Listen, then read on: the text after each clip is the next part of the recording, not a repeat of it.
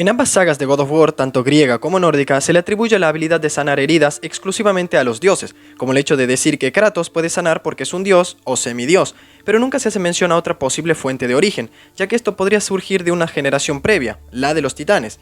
Analizándolo desde una perspectiva diferente, Gaia sanó la herida de Kratos cuando este ya estaba muerto, o sea que prácticamente lo revivió al instante, algo que ni siquiera vimos que un dios puede hacer.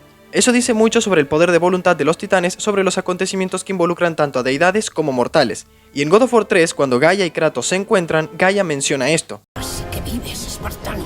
La sangre de Cronos te hizo mucho bien. Dando a entender que la resistencia al daño que posee Kratos, es decir, lo que realmente le da esa protección extra y le permite recuperarse velozmente, se lo debe a los genes de su abuelo, no su padre. Aunque también podría ser porque Gaia le tiene bronca a los dioses y por eso se rehúsa a darles reconocimiento alguno. No obstante, lo que sí es sorprendente es que pudo regenerar su mano casi por completo luego de ser cortada, y aunque no sanó el hueco que le quedó en el pecho tras la batalla contra Poseidón, esto pudo deberse a que nunca se imaginó que sería un punto débil o simplemente se le olvidó. Por otro lado, el caso de los dioses nórdicos podría ser similar, es decir, que sus dotes curativos no sean innatos, sino que provengan de su linaje de gigantes, ya que el dios Bor y la giganta Bestla tuvieron a Odín y sus hermanos, Vili y Ve. Los tres se convertirían eventualmente en los líderes supremos de los dioses nórdicos y toda su progenie.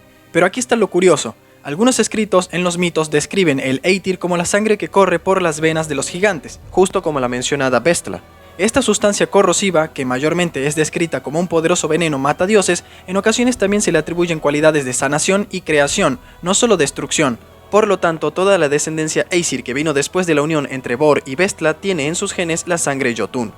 Y en caso de que se pregunten por qué Modi no sanó sus heridas antes de que Kratos y Atreus lo encontrasen, esto puede responderse con la actitud que siempre mantuvo Thor hacia sus hijos. Recordemos que Thor siempre fue un padre ausente, no le importaba cuidar ni enseñar a sus hijos a explotar su verdadero potencial. Diferente a lo que fue Kratos con Atreus. Recordemos que en la escena donde Kratos casi mata a su hijo, este le indica que debía concentrarse para poder sanar, ya que este proceso tomará unos segundos. Y ahí está la clave, el entrenamiento físico y mental que Kratos le dio a su hijo para perfeccionar sus dotes divinos.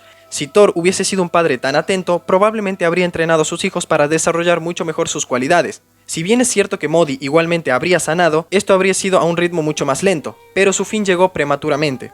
Y esto es un hecho, pues vimos que Baldur podía hacerlo al instante, simplemente que él no sentía dolor ni fatiga en el proceso, como sí lo hace Kratos cuando sana. O al menos eso transmite la escena, ya que tal parece que para sanar el personaje debe reproducir nuevamente todo el dolor que le fue infligido, o simplemente Kratos se esforzó en acelerar el proceso, pues a diferencia de Atreus, a este le toma un poco más de tiempo curarse.